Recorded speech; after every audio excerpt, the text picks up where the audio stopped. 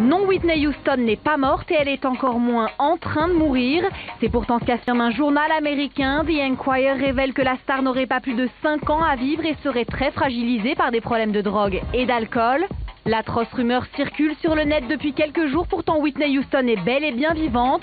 Elle poursuit même sa tournée mondiale et s'est posée saine et sauve à l'aéroport de Brisbane en Australie où elle doit commencer une série de concerts.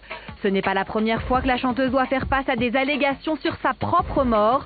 Souvenez-vous, en 2001, elle avait appris par la radio qu'elle serait soi-disant décédée d'une overdose. Commence alors une longue période d'absence pour Whitney Houston qui s'enfonce dans des problèmes personnels et un mariage douloureux avec le tumultueux Bobby Brown. Et c'est dans l'émission phare d'Oprah Winfrey en septembre 2009 que la chanteuse fait son comeback et revient sur les années difficiles qu'elle vient de traverser. En rentrant d'une fête d'anniversaire, Bobby Brown m'a craché dessus. Il m'a craché dessus. Et ma fille descendait les escaliers et l'a vu. C'était très intense. Je n'ai pas grandi avec ça.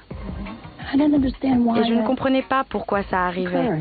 Après un divorce et une longue traversée du désert, l'une des plus grandes voix du monde revient sur le devant de la scène pour le plus grand bonheur de ses fans.